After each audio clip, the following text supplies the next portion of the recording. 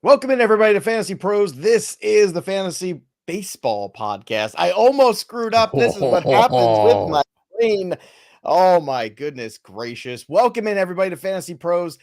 This is the Fantasy Baseball Podcast. This is leading off, brought to you by BetMGM, the king of sportsbooks. It is me, Joey P. Joe Pizzapia. With me today is the Welsh. See, I'm gone one day. I take one day off. And this is what happens. My brain. I know you're like, this is the baseball podcast with me and Derek Brown and all that. Hey, You're just there's gonna Andrew start going all Erickson over. and Matthew Friedman. And today we're talking hockey. Yes, it's all over the place. But yes, we are happy to be back. I want to thank the Welsh and Bogwin for holding down the fort for me yesterday and doing such wonderful show here in my absence. Also, I don't know what happened on Monday. I posted the show before I left, and I don't know what went on there. Once again, the brain is mush. This is what happens in late July, early August, when I'm doing the confluence of events. But Welsh, there was some great baseball last night, including an incredible Mets-Yankees game that was very entertaining to watch. The stadium was rocking. It was summertime in the city. It was a very enjoyable evening, more so because the Mets actually won, which is something I'm not used to all the time. So this was fun. But what'd you guys talk about yesterday? You guys hang out, have fun without Dad? And you're like, did you talk about me? Did you guys talk about some stuff?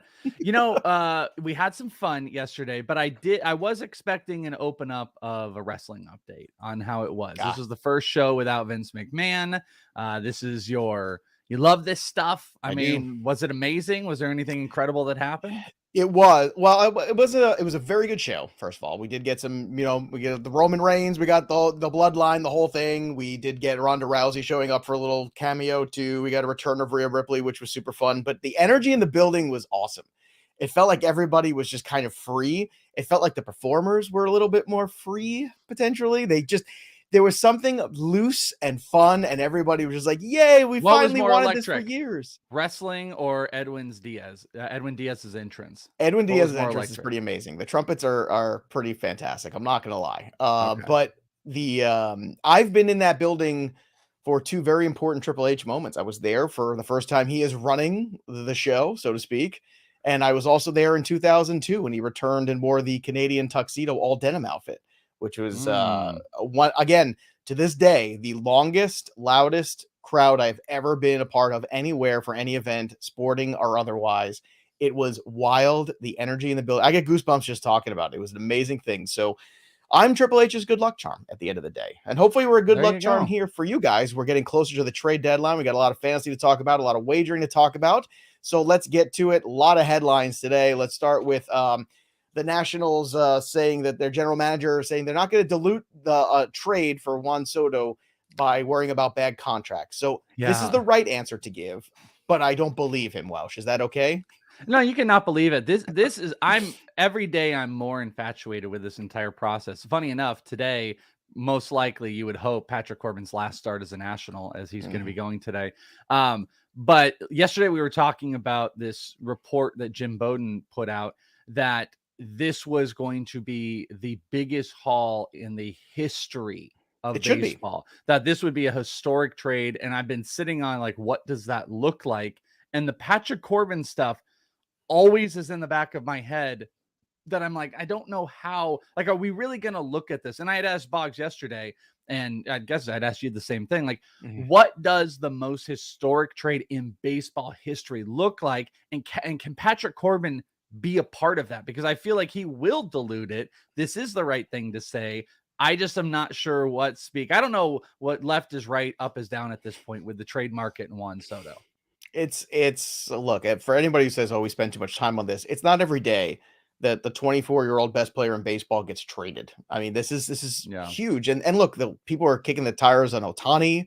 You've heard JD Martinez rumors. You've read a lot of stuff going on. Boy, do I not believe the Ohtani ones. I got to tell you, boy, like I believe people have asked and then they've been hung up upon. Yeah, but that was the early discussion. There was a report, I think yesterday or Monday, that was like the Mets and Angels have had discussions. And it's like, if you mean by discussions, the Mets called and the Angels like listened and then hung up. That's about what I believe. I just don't believe there's any way they would entertain moving Ohtani. All right, let's talk about Chad Pinder launching a grand slam last night. So good on him. A nice home run for Luis Urias of the Milwaukee Brewers, as well as Clevenger going 7 strong innings. No decision for Clevenger, but still, this is a positive step in the right direction, I think. Roger blew the Uh, save. well, that's the other thing too, is now that bullpen's getting a little scary. So let's talk about from a fantasy perspective. Give that to me. Do you think that Rodgers holds on to this job, or you think he gets replaced here at the trade deadline? He moves into the 8th inning role. Well, one of the things okay, so this is a funny thing. I haven't even talked to Fantasy Pros about this, and maybe I will about doing an article. Well, because I'm working on something I might do on air, but I was going through some fabricated trade ideas, like stuff we haven't heard, even connecting players with teams that I haven't heard. And I was going through trade scenarios, and it's just funny that you mentioned that, because one of my scenarios is the San Diego Padres picking up a really good reliever, a guy that could theoretically come in and close, or if anything, just give them more support. Because, at the end of the day, if the Padres can't make the big trade happen, if they can't make with the Mackenzie Gore injury, that is a big wrinkle in them landing Soto, in my opinion. That is a huge wrinkle into this whole thing. This was bad timing. And if they can't make it happen, they're going to have to turn to plan B, and plan B might be trying to acquire just other multiple pieces, not letting this opportunity slip by them. That you've got Tatis coming back. You've had a really good closer. You've had some of your pitchers actually out there, Clev and Snell, playing well. If you can get everybody healthy, your opportunity is right now. And that's one of the things I have going on, because I don't think there's any assurances. I don't think they're as good as he's played all year. I don't think that they would weather 3 weeks of just garbage they can't afford to lose any wins. So the long answer is sure. I don't think that I think he could be replaced in that role if given the proper replacement. I would be very concerned right now if you had Rodgers on a fantasy team that he is going to hold that job. The guy that I would want is the guy from Detroit. I think Soto has been excellent, and Detroit's already told you everybody's available. Just make us an offer. We are selling. What a surprise. Continuing on, the Yankees and White Sox are showing interest in Jose Quintana of the Pirates. I understand the flexibility. That is not a great move. I mean, for the Yankees, he would be a bullpen guy because they're a little thin right now after that Michael King injury. So I get that. And a lefty out of there would be helpful. But again, that's not the move the Yankees need to make. That's going to be a huge impact. Machado tweaked his ankle apparently a little bit yesterday, so we'll keep a close eye on that. Springer hits his 7th career grand slam. Spencer Strider, another strong outing for him. Another good day for Matt Olson at the plate, and another win for the Braves, which seems like we are just in a time loop here. All they do is win games. Speaking of Braves, the son of Andrew Jones, Drew Jones, already is hurt. So this was one of the stranger things. So he was having a bullpen session. Yeah. And he's got a shoulder surgery or ahead of him, it looks like. I don't know what's going on. But how did this happen? How did we get here? He took BP. And the only thing I'm not clear on is he took BP with the Diamondbacks. And then on Monday, because this kills me, because obviously everyone knows I'm a Diamondbacks fan. I live out here in Arizona. My week has been literally littered in figuring out when Drew was going to be there, and I was going to be out at the Diamondbacks watching him play, practice, whatever it was. And what I feel like I've garnered is Monday, he was taking BP, and they said it was like the second to last swing. He felt something. He felt tightness in his arm. They said it didn't take him to his knees.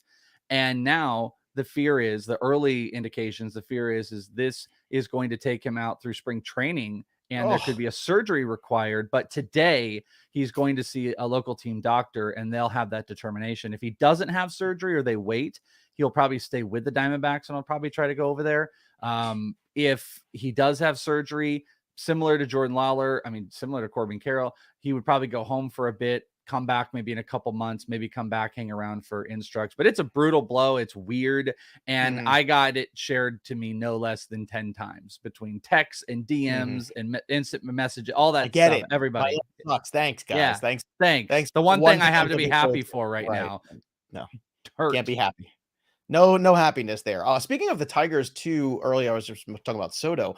Apparently, Tariq Skubal is available too. Now, this is a pitcher I did not anticipate necessarily being on the market, but I think a pitcher that would be very intriguing to many, many teams. I like that the Tigers are kind of jumping in here. They still got a long way to go. Now, unfortunately for the Tigers, a lot of these other pitching prospects have not developed as they hoped they would. So Scuba going to a contender, what would that do to his fantasy value potentially, in your opinion?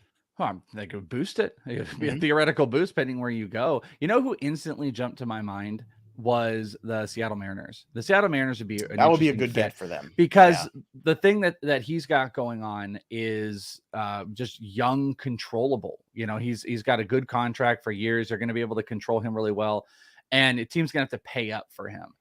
Does Skubal fits, I guess, a lot of anybody, but who would be willing to maybe even overpay in this market? I do think the Mariners are going to struggle competing to get some of the high-end pitchers. So maybe this is one of the situations where, they just jump in. Maybe they're throwing out a guy like, they don't need a Kelnick and Torkelson together, but, maybe Noelvi. Well, I was just going to ask you, if you're the Tigers, does Kelnick for Skubal makes sense for you? Like, that's almost a deal that I kind of get. Like, you're still trying to build young position players. Maybe you buy low on Kelnick.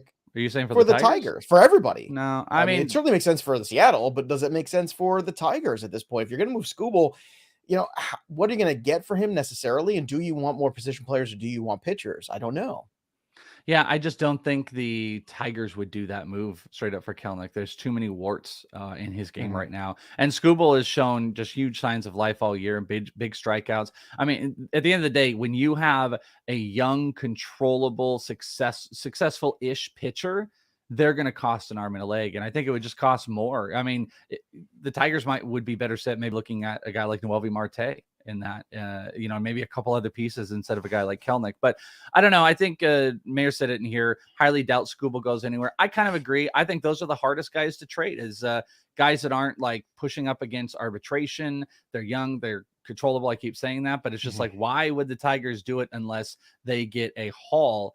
And I don't see the big contenders pushing out a big haul for a guy like that, where maybe it would be a team like the Mariners who are going to have, issues maybe getting huge, big market guys coming. If the Mariners got Skubal, that would be a big win for them. And a win for Skubal's value, I think, rest of season. No doubt about that.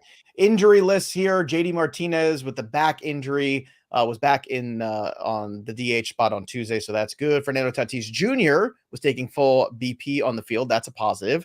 Unfortunately, Mackenzie Gore, though, goes to the 15-day DL with the elbow injury. Oh my goodness, here we go. So we've had all these stages of Mackenzie Gore. We started off where Welsh goes like, don't go anywhere near this guy, 2-pitch pitcher, all these things, right? And then Mackenzie Gore was awesome for a while. Then he started to show a little bit more of a human side, and now he's injured. So where do we stand here with the long-term value of Mackenzie Gore at this stage? Yeah, we're in the denial phase, I think. Is that where we are? Is that the phase? Of grief. Where do we go as fantasy owners? Well, let's say you've got him in a dynasty keeper league right now. I know you're just pretty much holding on to him. You've missed your window to get rid of him if you wanted to when he was pitching out of this world for a few months. Yeah. But at this point, whenever you see elbow, that feels like I'm terrified of the results. Yeah, I'm terrified of the results for Gore because this could be. This kills the Soto deal for them. I think personally, I think he's a linchpin of that.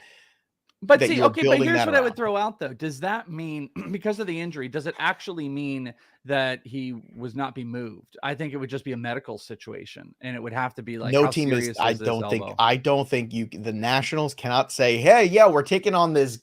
We're going to take CJ Abrams, who's a nice prospect. He's not Tatis. But we're gonna take him and a guy who's gonna have Tommy John in a year, and be out for a year. I think they're not gonna be competing. They're not gonna be competing. I don't know. It all depends on their evaluation of him. I still struggle. Like I said, everything I saw from him, he looked like a reliever to me. He got hit hard, and then this year he was so good on the first half of the year. Struggled a bit, got put into kind of that like pseudo reliefy type of role. So I don't know. I think you probably hold in dynasty, especially to see the results of this. I'm a little bit worried. I do think the Padres have moved off. They were kind of my favorite. And in my scenario of building trades that I'm not seeing, I don't have Soto going to the Padres in that one. So it sucks for them. And I don't think there's any other motivation to move Abrams in any type of deal, even if they wanted to go, beat around the bush on like Montas or Castillo. I just don't think trading Abrams makes sense. Well, like I said, I think the Padres, me personally, the Padres offering Mackenzie Gore, Abrams, another prospect or two, like that looked like a package that could get it done. And I just saw on Twitter, MLB.com with a little picture of of Alvarez from the Mets, #1 prospect in baseball. Boy, that's interesting timing. The Mets have been a little quiet lately, a little quiet on the Well, Mets you know what front. the Mets are doing? The Mets are seeing other girls right now. They're out there like, you know what? That's fine. We want to go see other people. We're going to see other people. This is the dance. This is what we're doing right now. Unfortunately, there's only one Soto. There's only 110 in this market. I think the Mets are out there talking to fives, and what the Mets are doing is, you remember that stupid show that used to be on VH1 with that guy, the pickup artist guy, when he was just throwing the negs out there, the negative compliment. That's what the Mets are doing right now. Oh God, to the really pretty girl. Yeah, remember that, Mr. Okay, E. Yeah, well then that would be the Mets being out there, be like, Soto's all right. He's good. Yeah, I mean, how good is he? Ohtani really, pitches. He also pitches, Ohtani. I'm just saying, let's go that guy will do anything. Ohtani's like, bye. He's like that guy can do anything we ask him to do. So I don't know. The only thing though, the more I've thought about it, do the Mets have, like, when you talk about generational talent and like, this is going to be the biggest trade in history, do the Mets have the deal? Do they have that? Like, I know it has to sit around Alvarez. This isn't a question, but is that it? Like, Brett Beatty, Ronnie Mauricio, like, what else are they going to move? Great haul prospects. They'll take Corbin too. They will do whatever it takes to get Soto. And I think whatever it takes is the right mentality, personally. And again, this is not coming from my fandom. This is baseball stuff we're talking about here. The whole division stuff, I told you, it's nonsense. It doesn't matter. Bobby Witt's hamstring does matter. He's out again yesterday. Look, we were both looking for a big second half from Bobby Witt. What's your concern level here with this hamstring? Because this is something that could really hamper him down the stretch in terms of stolen bases, which is a huge part of his fantasy value. Yeah, I mean, he was pushing for like a 25-30 season or 20-30 season coming up. I'm a little bit worried about it. I mean, these younger guys being able to return from this is a little bit easier. I would say it's probably a 3 on a level of 10. We'll see where it goes. And if we do get like an extended streak of stolen bases coming down, that's probably going to tell you a whole lot. But I'd say it's a 3 at this point.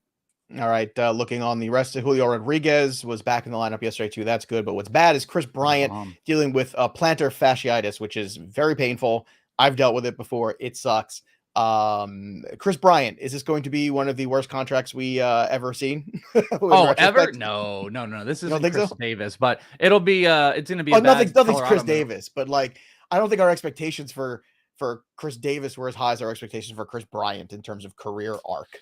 Yeah, okay, but I think that Chris Bryant you're imagining was like 3 years ago. The one that signed in Colorado, this is a different Chris Bryant than the arc of who he was early on. But it's not gonna look good. I'm completely worried about Chris Bryant. I'm out for the rest of the year in whatever capacity that still means. And frankly, if I could get a decent move off in Dynasty, I would. And I was a Chris Bryant guy. God, I love Chris Bryant. But yes, you did. You were. I'm over it. Nice. By the way, there's a lot of discussion about JD Davis going in that trade too. JD Davis is not special. And I remember how it started. JD Davis was on a hot month where he was, again, good from one, hitting against one kind of pitcher.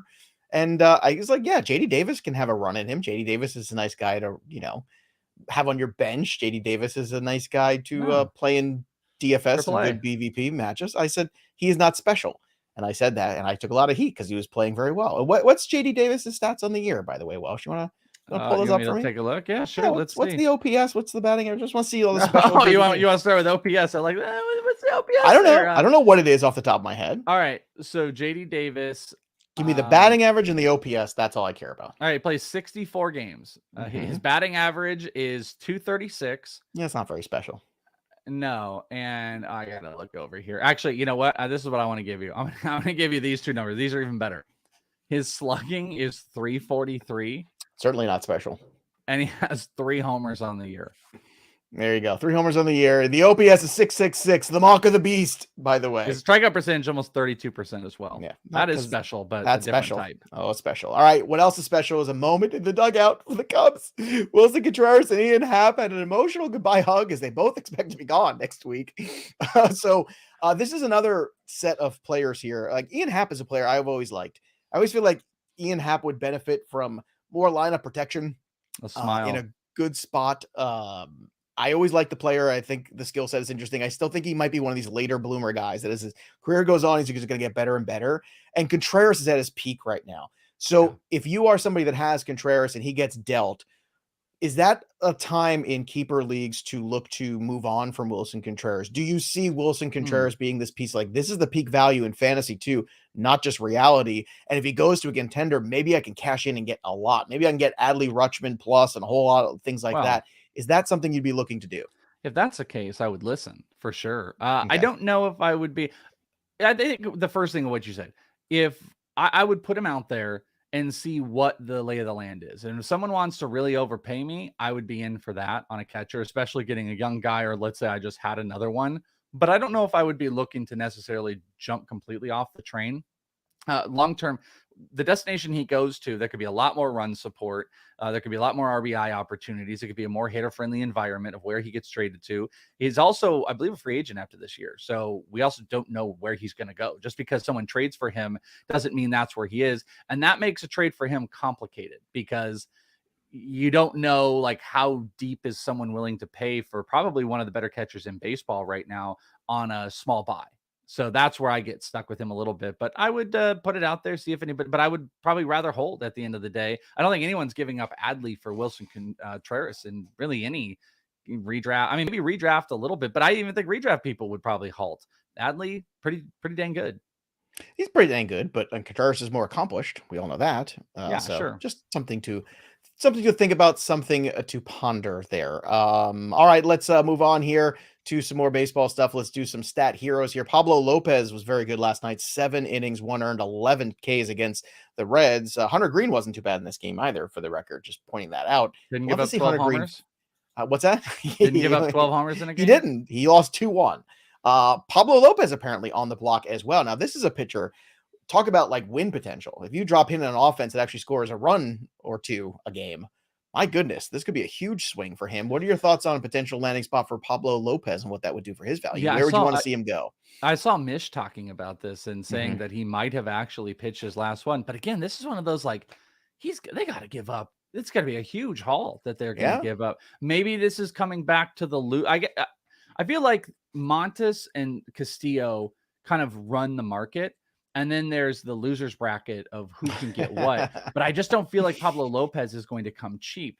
I think the Yankees would be a really interesting team to go digging around at Pablo Lopez right now. ALNL, not that it, actually matters really anymore, but just being able to move far off. Yankees have been attached to some pitchers.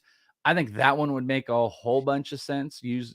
Trade off some of those young pieces over to the Marlins. The Yankees also have a plethora of guys that are like near the precipice that they could trade over to the Marlins. Hayden Wisniewski, Ken Waldichuk are a couple pitchers that are a bit older. They've got like 3 or 4 more. And then they've got a bevy of these prospects that are not Anthony Volpe again, that are closer to come up. What a mind blow it would be though. What if you had a Pablo Lopez for just like a Jason Dominguez and another piece? What if they just moved off of Dominguez? I mean, because again, you talk about those young controllable pitchers, the cost I don't think it's something. Well, yeah, you got 2 more years on Pablo Lopez, by the way. He's arbitration eligible in 2023 and 2024. He's a free agent in 2025. I almost guarantee it. It would cost Jason. I don't know if that's a move they want to make yet. I don't think the Yankees are there. Do you? Do you think the Yankees are there? I think the Yankees are there with how Judge has been playing this year. I mean, I guess if you get Lopez for 2 years and you think, okay, this is a player we think long term we could sign, okay, maybe. But what helps us? What helps them long term? Having a pitcher like Pablo Lopez in that rotation. They just had more injuries, by the way, with Luis Severino, or sitting on the Jason Dominguez stuff, which I think Jason Dominguez is still a great talent. But is he game changing that they're going to have in their lineup sooner rather than later? I don't know. I mean, I think it's tough to trade those type of players, but boy, I feel like that would get something that would get the Marlins going immediately. Well, if you're the Yankees, do you want to trade Jason Dominguez for Luis Castillo for Pablo Lopez? I mean, that's a really, really good one. And probably Luis Castillo. That's what I imagine. Think too. But that's why I'm saying if the Yankees do miss out on that market, it's tough. It's tough. I just think Jason Dominguez is on that chop and block this year to be involved in a really, really big trade, whether it was with Soto or it's about getting one of these controllable pitchers. The Yankees are in a tough spot here because now that Stanton's hurt again too, and you've lost some pieces in the bullpen. Yeah. The Yankees are starting to, and this is something I talked about on the wagering side of things on the BP show, which is, look, the Yankees have had a great first half, but that's the first half. Season's always 2 halves. And as great as you are, that's typically an unsustainable pace. And you're going to have more bad luck. You're going to have injuries and all these things. And now it's starting to come true a little bit.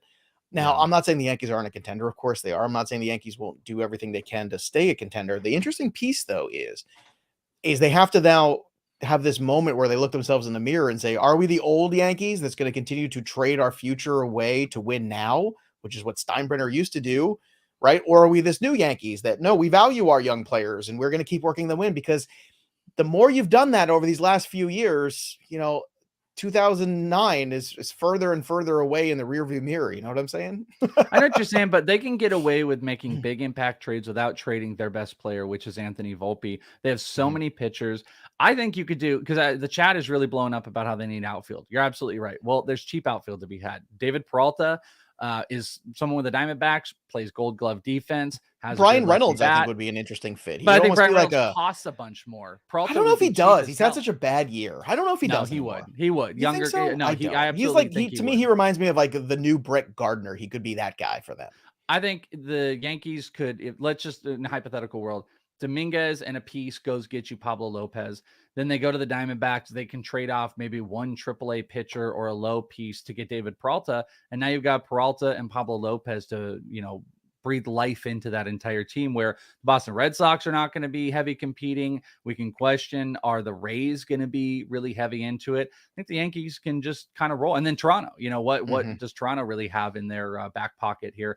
I think those two would be really interesting trades. One more expensive, one cheap. I personally just think Brian Reynolds would cost a decent amount more, where Peralta is just one of those really cheap, is not young, but cheap, good defenders, solid bat major in leaguer. That ballpark, major leaguers that they could make that doesn't cost a whole bunch. Yeah. Keegan Thompson, 7 strikeouts over 7 innings, no earned runs. I believe that was your K prop over yesterday. Welsh. That was one of the props. Yep, absolutely. Shane McClanahan, 7 Ks of his own, 7 innings, 2 earned runs. Spencer Strider was good. Yesterday we talked about Garcia and Springer. Candelario with a home run. So did Darius Seiya Suzuki sighting, a home run for him. Shohei Ohtani, another dinger, another feather in his cap. Michael Harris with a home run as well as Byron Bucks. Is Michael Harris the National League Rookie of the Year now? Yeah, I'm in for that. I am absolutely in for Michael Harris. Do we have were you saying it definitively, or were you saying is in it? It was a question, but it might be rhetorical at this point. I'm going to go look and see what the odds are. I think the Braves, on both sides, the Braves, Spencer Strider and Michael Harris should probably be 1-2 for Rookie of the Year in the NL. That's the tough part, is the cannibalization of each other in that spot. Spencer Strider's plus 145. Michael Harris is plus 240 right now. And those are the top two? Those are the top 2. Oh, okay. Yeah, there you go. So I would go with Michael Harris. I'd go with a position player personally. Harris is unbelievable. Harris is unfreaking believable. I moved him so far up in my last update last month for redraft and for dynasty, and it's just going to keep going. He just does it. He is one of the most consistent rookies that really has the skill sets as well to not get into major struggles, unlike some of these other guys. Jizza and Wonky Penguin are right too. Hap would be an interesting fit for the Yankees as well. I think so. I completely agree with that. Again, I just don't. Maybe if you I like Peralta, Hap, somebody like that. If you take off the Pablo Lopez side of it, Hap's just going to cost a bit, and I think Hap would be a great move if they don't want to go get. Actually, you know what? I would say this: if they don't go and get like a Pablo Lopez, I think Hap makes the most sense of any trade for them. I really do. I think that makes a ton of sense. Yeah. All right, Carlos Rodon was no bueno, 5 earned runs, 6 innings for him. There's been some interesting articles written too about why the Giants should trade Carlos Rodon, which I thought was a fascinating read. I don't know if you've read any of those. No. Aaron Nola, 6 innings, 5 earned for him. Jordan Montgomery was not good. Gave up some home runs there to the Mets, 4 earned and 2 1/3. JD Martinez, 0 for 3, 3 Ks. Willie Adames, 0 for 4, 3 Ks. Muncy, 0 for 4, 3 Ks, down to 158. Our biggest fade going into the year was probably Max Muncy. That looks good right about now. Marcelo Zuna still can't get right. 0 for 4, 3 Ks. They're going to have to figure something out with him. It might be bench time for him. Let me tell you. Ronald Acuna, 0 for 5 with a K. And look, now that they lost Duvall, maybe the Braves are in the market too, and we don't realize for another bat if Ozuna doesn't turn things around quick. 100%. Tyler O'Neill, 0 for 5 with 1 K. Same for DJ LeMahieu and Rowdy Tellez. And of course, let's go to BetMGM, the king of sports books. Bet $10 to win $200 regardless of the outcome with the promo code leading off. Again, BetMGM promo code leading off. That is one word. Go make some wagers. Go put some money on some stuff here. I don't know. Is this the updated home run board we have here? I don't think it is, but I will flash it anyway. Is this up to date? Doesn't look like let me compare it against what they sent. It is not, because Mayer has 32, so that's an old one. I think Ethan is on vacation. I think this is why we don't have that. Ethan, who does all of our boards, I think he's taking a little time, as he should. It's very important. We should. But so thank you, Mike Mayer, for making sure that the show is all ready to go today. Like, you have one job. Like, really, like, seriously, one thing. I mean, come on. All right, let's get to some of the props. Corbin Burns, 7.5 on the K prop. Minus 126 you're getting against the Minnesota Twins. I think he can go well over this tonight against the Twinkies. Yeah. Max Scherzer on BetMGM, 7.5 is his number. That is minus 135. Max Scherzer's birthday. I like this one as well. Also, John Gray, don't sleep on this one at Sugar House. 6.5 is the number, minus 148. He has been excellent lately. John Gray. Jose Ramirez, 1.5 total bases, even money you're getting on DK. Same with Vlad, even money as well on the 1.5 total bases. Welsh, what do you got tonight? I like that Corbin Burns one. A couple here. Giolito, you're getting even money on strikeouts, 4.5, pretty low number. I think I would be pretty comfortable with that. Andrew Heaney returning 4.5 strikeouts. I kind of dig that one, even though I know it's Washington. I think Heaney's going to come out strong. Luis Castillo, 5.5 strikeouts on the over. Those are all ones I like. And Mookie Betts, total base, 1.5 over. I would dig that one. So those are a couple of my bets. Can you dig it? All right, let's get to starting pitchers tonight for DFS. Again, keep it simple. It's a short slate. Luis Castillo is a huge value on DK. Could be his last start and a very important one, and the one against a terrible Marlins offense. So yes, 8.9K. Sign me up. All of the Luis Castillo tonight. Don't get fancy. Don't get smart, for your own good. Pair him with Max Scherzer at 10.6. You can find offense with the Mets and Cleveland. There's some guys in the lower part of that lineup that you can roster. So give me Mets, give me Cleveland in the stacks, give me Castillo and Scherzer on DK. On FanDuel, different pricing here. Castillo is 10.6. Much different. So you can have your best Castillo lineup, or you can go with Kevin Gausman and pivot off of that and have some differential, because St. Louis does not have their normal bats in there, right? No Arenado, no Goldschmidt in Toronto. So I would take advantage of that with Kevin Gausman at 10.4. So do a Gausman lineup, a Castillo lineup. Scherzer's a whole $1,000 more, so I would fade away from that because that's really expensive. It's tough to get a good lineup in there. All right, let's go to who we like for home runs today. I'm going to go with Jose Ramirez. That is my pick. Welch, how about you? Where are you going? I wish you would have stuck with your. Well, what happened was I was copying and pasting, and it copied and pasted Max Scherzer, who is not going to take a nap at. When I saw that, I was like, Joe, I think you're going to get 20 points. You get 20 home run points if Max Scherzer comes into the game. Max Scherzer on his birthday. No, it was Jose Ramirez, but the cut and paste didn't work. It still had Max Scherzer's name attached to it. But I'm going to go with Mook. Patrick Corbin is pitching for the Nationals. I repeat, Patrick Corbin is pitching for the Nationals. Mook hits, I think, around 315 against lefties. So I'll take that leadoff spot. I will take him against Corbin. Love the total base marker. I'm actually going to bet it as soon as we're done with this. But I'm going to go with a home run call on Mookie Betts. JD Davis might not be special, but all of you are. We appreciate you listening and watching it. And if you haven't already, make sure you subscribe to our YouTube channel at FantasyPros MLB. We're going to have a lot of fun stuff coming up with that trade deadline. Boy, oh boy, that's going to be exciting times around these parts for sure. And support the Welsh here on the program, even when I'm not on in August, because coming in August, it's football time for Joey P. Solo. Because as you can see, my brain is already starting to melt on the left side. So I've already done 2 football things today. I want to go see a doctor if that's the case. Look, it is what it is. This is what happens. But I want to thank all of our audience for hanging out with us. I hope you enjoyed the show today. We'll be back again tomorrow to do it all again. That'll do it for us. But the story of the game goes on for the Welsh. I'm Joey P.